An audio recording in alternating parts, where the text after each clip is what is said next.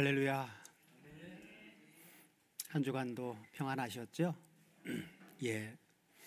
세상은 절대로 우리를 편안하게 놔두질 않아요. 그렇죠? 예, 그렇지만 주 안에 있다는 사실로 우리는 우리의 정체성을 가지고 있기에 외부적으로 많은 문제들 가운데서도 하나님의 절대 주권을 믿기에 하나님은 결국 우리에게 손해나는 일을 하시지 않는다. 우리를 어떤 사람으로 만드시려고 하나님은 작정하셨어요? 하나님의 영광과 찬송의 존재를 만드신다고 하나님은 우리한테 이미 다 창세전에 확정을 해놓으셨습니다. 그런 하나님을 우리가 믿고 알기에 지금 현실은 우리가 볼 때에 마땅치 않은 현실 가운데 있을지라도 결과적으로 그 목적지로 우리 아버지가 나를 이끌어 가실 것이기에 그걸 바라보고 소망 가운데 감사하면서 살 수 있는 것이죠. 오늘은 로마서 16장 21절에서 27절 말씀 중심으로 영광을 받으실 지혜로우신 하나님이라고 하는 제목의 말씀으로 함께 은혜를 나누려고 합니다. 오늘로 로마서 강해의 대단원의 막을 내리게 되었습니다. 로마서 마지막 문단인 오늘 본문의 내용은 바울과 함께 있는 일행들, 그들의 문안을 로마 교회 성도들에게 전해주고 그리고 우리 주 예수 그리스도로 말미암아 하나님께 영광과 찬송을 돌려드리는 것으로 마칩니다. 본문 21절을 다 같이 보시면 어떻게 시작합니까? 나의 동역자 디모데와 하고 시작을 하죠. 바울은 개인적으로는 디모데를 어떻게 불렀었습니까? 디모데전서 1장 2절을 같이 보시면 디모데전서는 디모데에게 개인적으로 목회 서신으로 보내준 것이죠. 자, 같이 보시면 믿음 안에서 참 아들 된 디모데에게 편지하노니 그래요. 믿음 안에서 참 아들 된 디모데. 18절에도 내려가서 보면 1장 18절도 보면 이렇게 말씀하죠. 아들 디모데야 그래요. 여기 아들이라고 하는 단어가 원문을 통해서 보면 테크논이라고 하는 단어인데 나타라고 하는 단어에서 유래가 됐어요. 그래서 디모데는 바울이 어떻게 나온 거예요? 육신적으로 남자가 나올 수는 없죠. 그래서 복음을 통해서 낳은 복음의 아들이다 그 말이죠. 그래서 개인적으로는 사도 바울은 디모데를 아들이라고 불렀어요. 그런데 오늘 본문은 이건 개인적인 서신이 아니잖아요. 로마 교회라고 하는 성도들에게 전해주는 그러한 복음이었기 때문에 공식적으로 이름을 불러준 거죠. 그래서 뭐라고요? 나의 동역자. 그렇죠? 일행 중에 제일 먼저 꼽은 사람이 바로 디모데예요. 최초로. 그렇죠. 최고로. 그래서 사도 바울은 사도 바울에게 있어 디모데는 개인적으로는 아들과 같은 그런 사람이었고 그 다음에 공적으로는 사도 바울의 오른팔과 같은 동역자였습니다. 자, 그리고 이어서 본문 21절 후반부에 이어서 보면 나의 친척 누기오와 그리고 야손과 소시바도가 너희에게 문안하느니라 하고 말씀하죠. 이 사람들을 디모데 다음으로 열거한 것을 보면 로마 교회 성도들이 이들을 잘 알고 있었던 그런 사람들로 보여집니다. 그렇다면 여기 누기오라고 하는 사람은 사도행전 13장 1절을 보시면 여기에서 등장을 하는데 사도행전 13장 1절을 보시면 안디옥 교회에 선지자들과 교사들이 있으니 곧 바나바와 니게르라 하는 시므온과 구레네 사람 루기오와 또 분봉왕 헤롯의 젖동생 마나엔과 및 사울이라 그래요. 여기 안디옥 교회는 성경에 보면 안디옥 교회가 두 군데가 나와요. 어디요? 수리아 안디옥과 시리아 쪽의 안디옥. 이게 지금 사도행전 13장은 이 안디옥 교회는 수리아 안디옥 교회입니다. 바나바가 바울을 이제 세워서 이렇게 복음 전하는 일을 할 수 있도록 예루살렘 사도들과 이렇게 친해질 수 있도록 연결해주는 가교 역할을 했다가 예루살렘 교회 성도들 그리고 유대인들이 사울을 과거의 행적을 알잖아요. 그러니까 엄청나게 핍박을 한 결과 결국 사울이 그 즈음에 바로 고향 다소로 피해갑니다. 그러다가 이제 이 안디옥 교회 이방인들 가운데 복음이 증거되어지면서 이제 교회가 형성되어졌다라고 하는 소식을 듣고 바나바가 다소에 있는 사울을 데리고 안디옥 교회를 갑니다. 그래서 거기서 처음에 교사 생활을 해요. 그랬던 이 안디옥 교회가 이제 그들로 말미암아 견고하게 세워져서 이제 성령께서 지시를 하죠. 너희 중에 있는 두 사람을 세워서 선교사로 파송을 해라. 그래서 바로 바나바와 바울을 바로 이제 파송한 1차, 2차, 3차 선교 여행 때 계속해서 파송한 교회가 바로 수리아 안디옥 교회입니다. 그래서 바로 이 수리아 안디옥 교회에서 같이 처음부터 일을 했던 일꾼이 바로 누구예요? 루기오죠.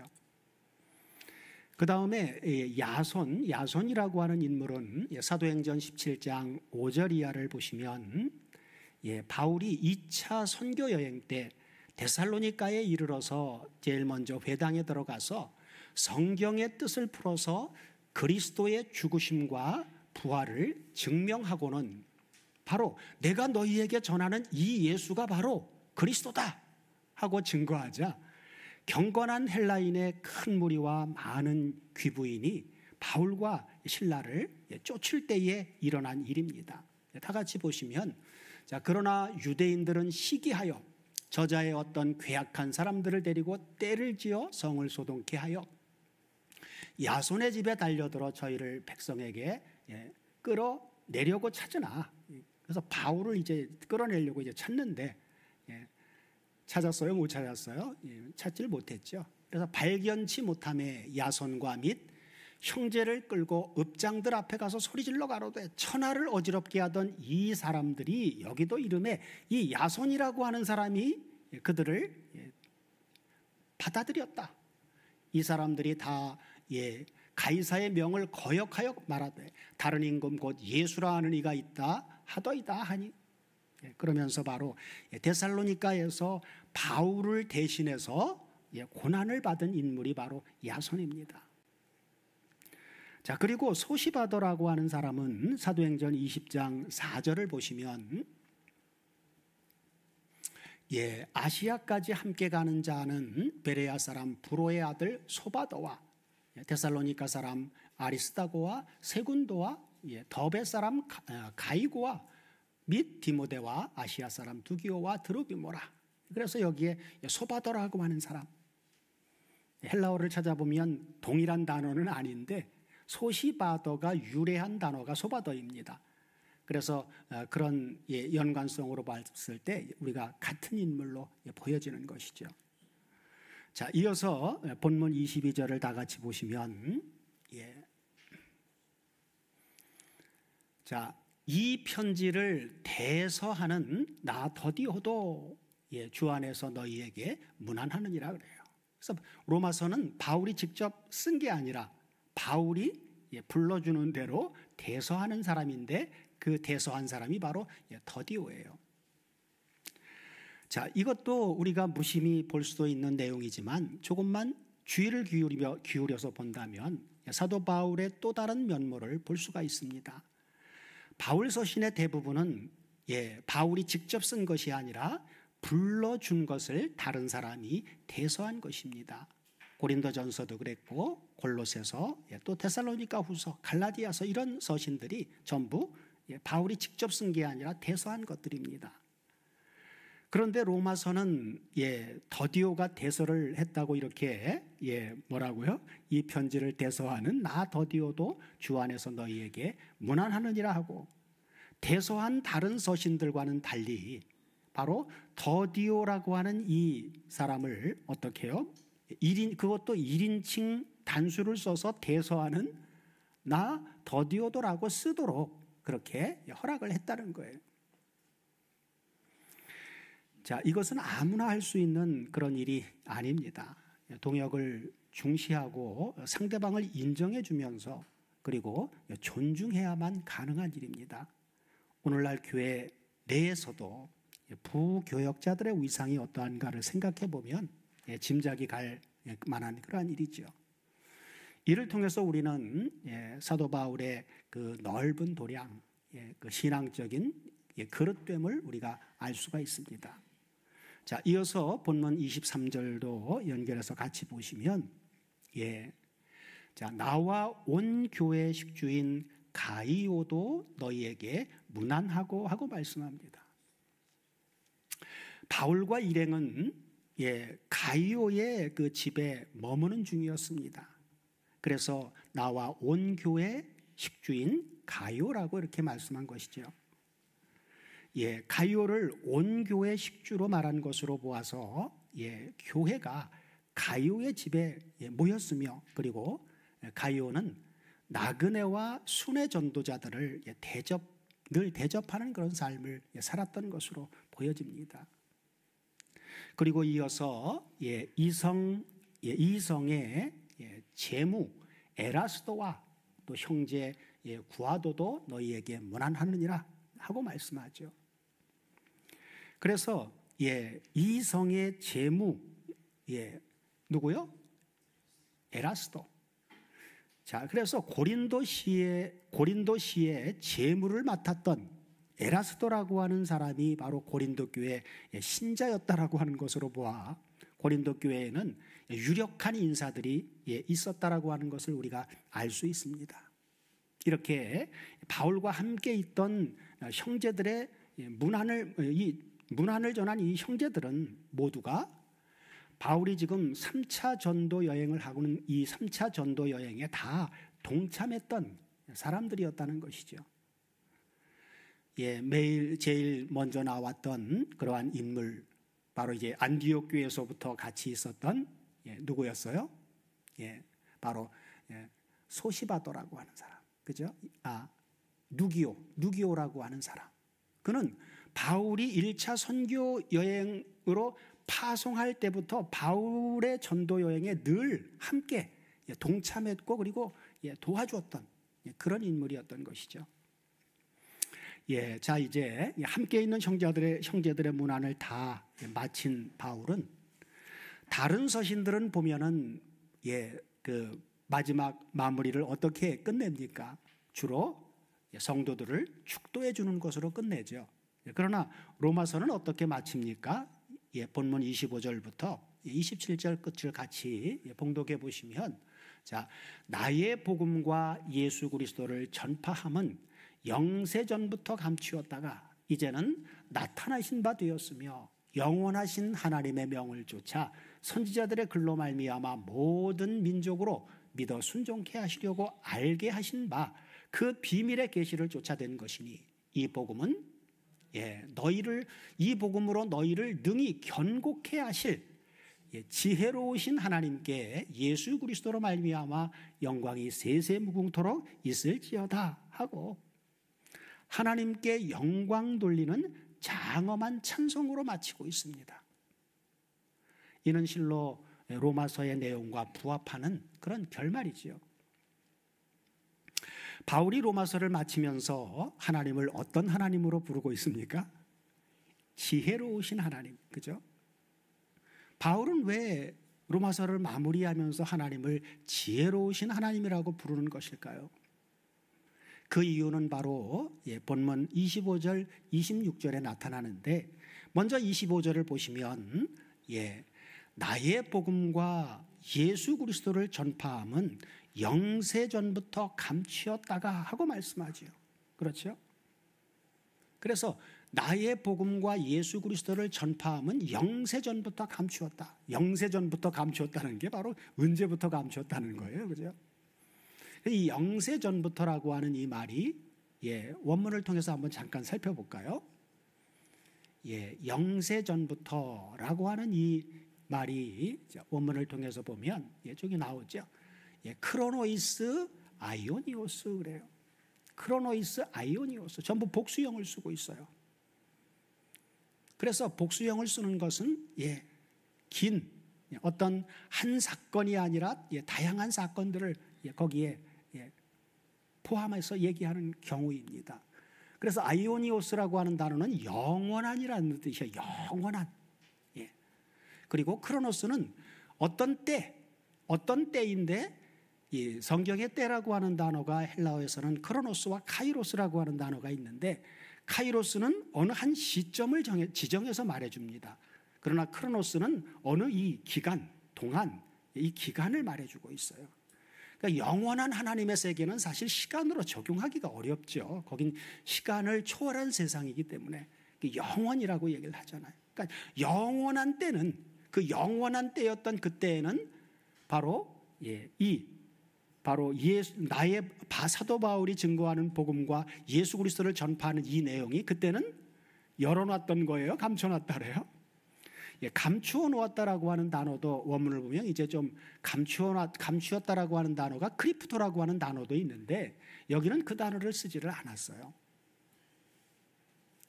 그래서 원형이 시가오라고 하는 단어를 썼는데 이건 원문의 정확한 의미는 침묵을 지키다 그런 의미입니다. 침묵을 지키다. 그러니까 영원한 때에는 하나님이 바울이 증거한 바울이 자기의 복음이라고 하면서 확신 있게 증거했던 바로 예수 그리스도를 전파하는 그 사건이 그때는 하나님이 말씀하지 않고 침묵을 지키시고 있었다 그 말이에요. 그런데 그래서 사도 바울이 이제까지 증거한 바로 나의 복음 예수 그리스도는 그리고 그분은 바로 영원한 때부터 하나님이 계속해서 침묵을 지키시고 있었다 그 말이죠. 그리고 이어서 26절을 보시면 자 그러셨다가 이제는 그러죠. 이제는 어떻게 했다고요? 나타내신 바 되었다. 그러면 침묵을 지키셨던 것과 나타냈다라고 하는 것은 어떤 차이가 있습니까?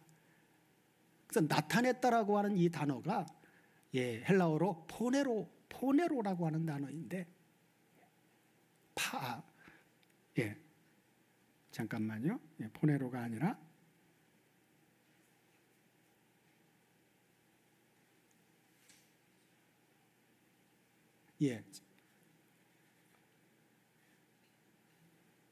잠깐만 제가 작아가지고 글씨가 잘 안 보이네요.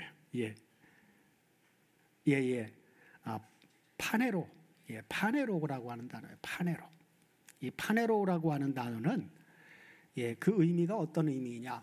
명백하게 나타내다. 그래서 이 단어는 파네로스라고 하는 단어하고 연관이 되어져 있는데 파네로스는 명백하게 나타내는데 이걸 비밀리에가 아니라 공개적으로 나타내다. 이런 의미를 가지고 있습니다. 그래서 예수 그리스도를 통해서 나타낸 복음은 바로 뭡니까? 복음의 핵심은 뭐예요? 우리가 복음 전하는데 복음의 핵심은 뭡니까? 복음은 곧 예수 그리스도인데 예수 그리스도를 전파할 때 예수 그리스도의 어떤 내용이 있어야 된단 말이에요. 그죠? 그냥 막연한 예수 그리스도가 아니라 예수님은 수많은 표적과 기사 이적을 행한 예수님도 있고 또 예수님은 또 많은 좋은 교훈들 가르침들을 주신 예수님도 있죠.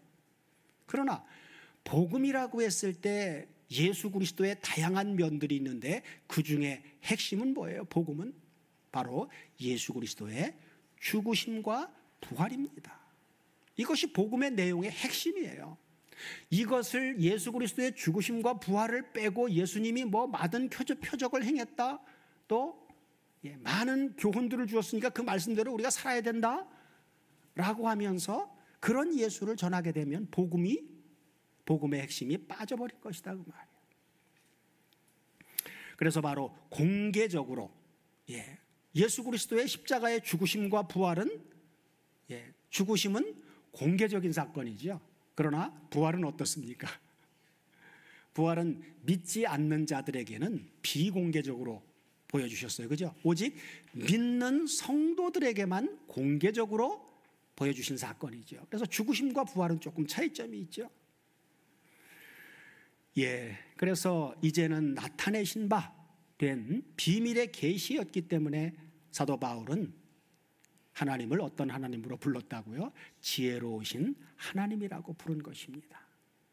그러므로 복음의 비밀은 바로 성부, 성자, 성령 삼위 하나님께서 영원한 때에 고안해내신 바로 하나님의 지혜입니다. 이 점을 고린도전서 2장 6절 7절에서는 어떻게 말씀합니까? 고린도전서 2장 6절 이하를 보시면, 자, 그러나 우리가 온전한 자들 중에서 뭘 말한다고요? 지혜를 말하는. 어떤 지혜예요? 이건 세상 사람의 지혜가 아니라 하나님의 지혜를 말하는. 이는 이 세상의 지혜가 아니요, 이 세상에 없어질 관원들의 지혜도 아니요, 이 세상에 없어질 철학자들의 지혜도 아니요. 그렇죠? 그러면서 뭐라고요? 오직 비밀한 가운데 있는 하나님의 지혜를 말하는 것이니 곧 감추었던 것인데 하나님이 우리의 영광을 위하사 언제요? 만세 전에 미리 하나님이 다 정해놓으신 것이다. 감추었던 것을 언제? 2000여 년 전 바로 성육신하신 예수 그리스도를 통해서 공개적으로 다 명백하게 드러내놓으신 것이란 말이에요.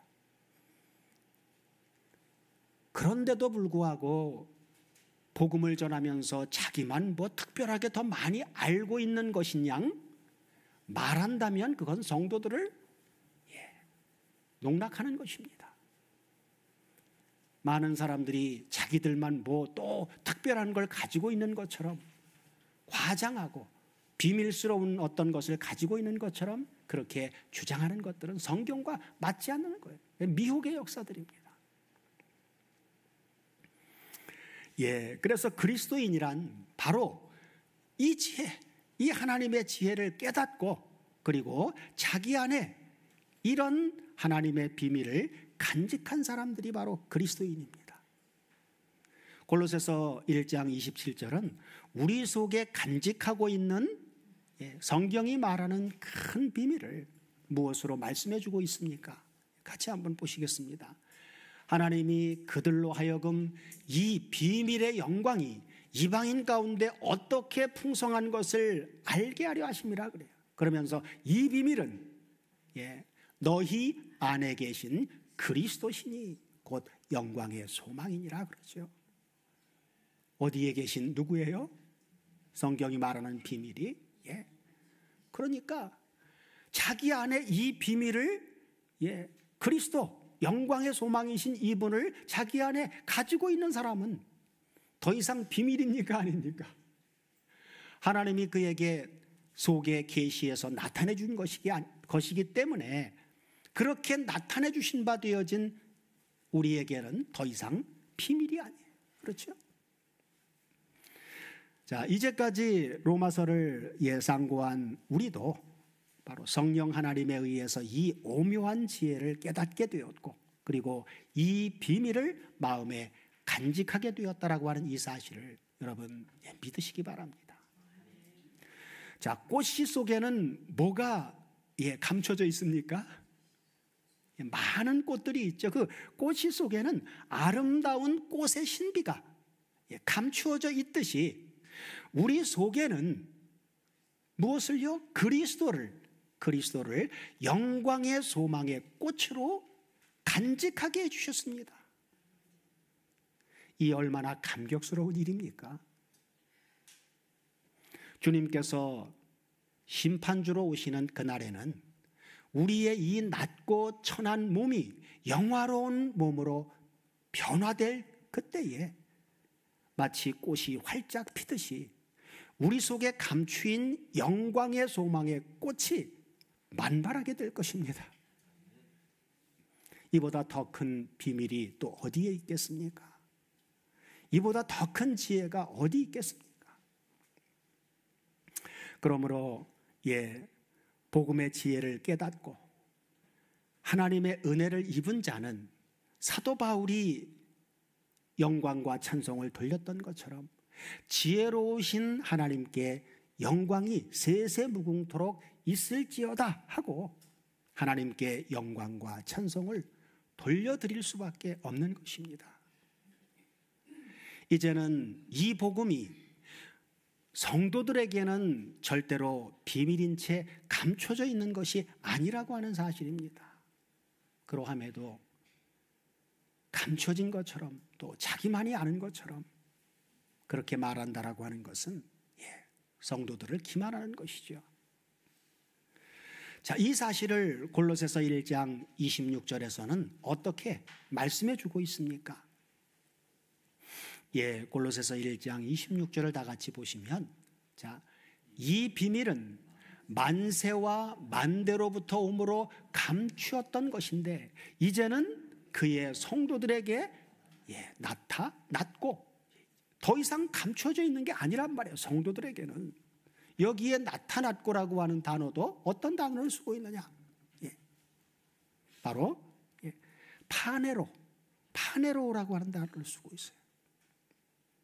그래서 이 파네로가 뭐 계속 나타내는 게 아니라 문법을 보면 동사의 직설법 과거 수동태를 써서 과거에 이미 일회적으로 나타내 주셨다 그 말이에요. 그게 바로 뭐예요? 십자가에 예수 그리스도가 인류의 죄를 대신해서 죽으신, 이게 공개적으로 나타내 주신 거란 말이에요. 예수 그리스도의 죽으심, 십자가 사건, 이것이 바로 성경이 말하는 하나님께서 창세전부터 영원한 때 전부터 이미 다 고안해 놓으셨던, 확정해 놓으셨던, 감추어졌던 복음의 비밀이에요. 그러나 십자가 사건을 통해서 이제는 공개적으로 만천하에 드러내 주셨다라고 하는 사실입니다. 우리의 믿음의 근거는 우리의 어떤 상상이나 추상이나 또 생각나는 우리의 생각에서 만들어내는 그런 추상적인 게 아니에요. 역사적으로 분명하게 하나님이 공개적으로 나타내준 그 사실을 믿는 겁니다. 그걸 믿는 게 믿음이에요. 그게 복음의 내용인 것입니다. 우린 절대로 역사적인 사실 이외의 것을 믿는 게 아니다 그 말이에요. 그렇기 때문에 하나님은 예수 그리스도의 십자가의 죽으심과 그리고 그분의 부활은 그분의 십자가 사건이 하나님의 공의에 나타남으로 인류의 죄를 대속해 주신 사건이라고 하는 것을, 그 사실을 입증하기 위해서 우리의 죄를 대신해서 죽으신 예수 그리스도를 하나님이 다시 살려내신 거예요. 그분이 살아나지 않았다면 그분의 대속의 역사는 입증이 될 수가 없습니다. 그죠? 왜? 그분이 살아나셔야만 어디로 가서 구약의 모세를 통해서 주어졌던 죄사함의 제사 제도를 생각해 보십시오. 제사장이 백성들의 죄를 대신해서 죽어야 될 제물은 흠없는 어린 양이었습니다. 그러나 그 흠없는 어린 양은 누구의 예표예요? 예수 그리스도가 보라 세상 죄를 지고 가는 하나님의 어린 양이로다 라고 하는 대속 제물의 예표의 실상이었단 말이에요, 예수님이. 그러면 대속 제물로 죽어지고 나면 거기서 죄사함이 현실화됩니까? 아니에요. 대제사장이 번제물의 피를 받아서 성소 안과 지성소 안에 들어가서 그 안에 있는 모든 기구에 그 대속의 피를 뿌려줘야 됩니다. 아론과 아론 지파 대제사장들은 그건 실상이 아니죠. 누구의 실상이에요? 바로 예수 그리스도의 실상이다 그 말이에요. 그분이 부활하셔야만 되는 이유는 바로 번제물로 뿌려진 자신의 피가 성막 안에 있는 기구들은 바로 성도들을 상징해 주고 있는데, 성도들의 죄사함이 현실화되어지려면 부활하신 주님이 영원한 대제사장으로 당신의 피를 가지고 하나님의 성전 안에 들어가서 죄 가운데 있는 성도들에게 뿌려줘야만 죄사함이 성취되는 것이다 그 말이에요. 그러니까 살아나셔야만 됩니다.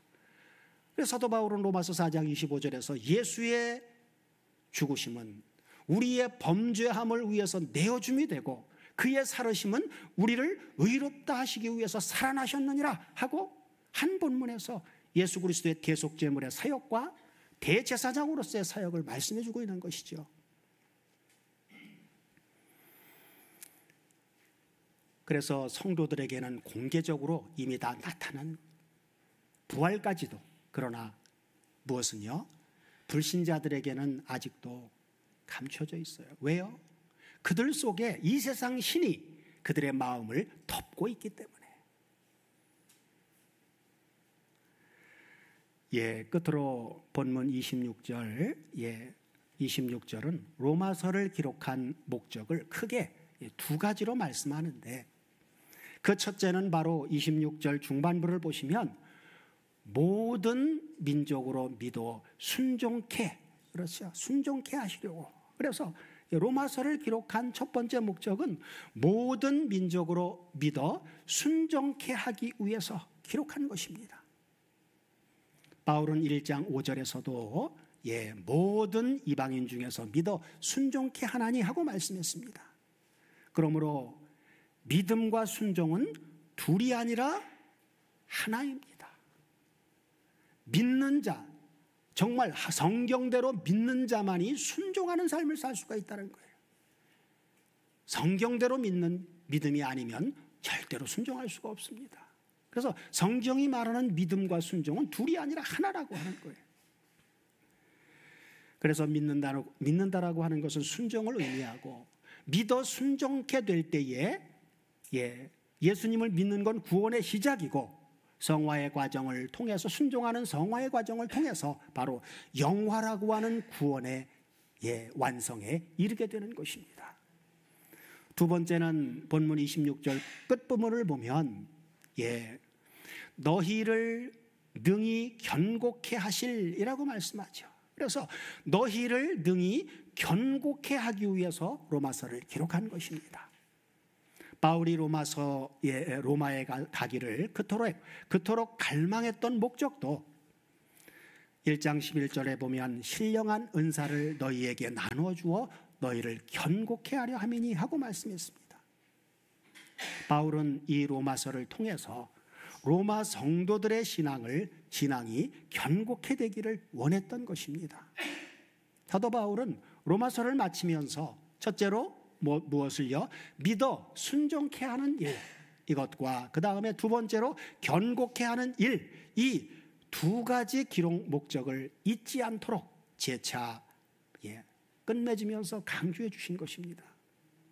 사랑하는 다솜교회 가족 여러분, 우리도 로마서 강해를 통해서 이를 듣는 형제들이 구원의 확신을 얻게 되고 복음으로 능히 견고케 되어서 믿어 순종케 되는 삶을 살아가게 되기를 간절히 소망하는 것뿐입니다. 우리 모두로 지혜로우신 하나님께 우리 주 예수 그리스도로 말미암아 영광이 세세무궁토록 있을지어다 하고 하나님께 영광과 찬송을 돌려드리는 우리 아버지 하나님과 그리고 주님의 영광과 찬송이 되는 삶을 우리 모두가 늘 앞으로는 누리면서 살아갈 수 있도록 해주시기를 우리 주 그리스도 예수의 이름으로 축원드립니다.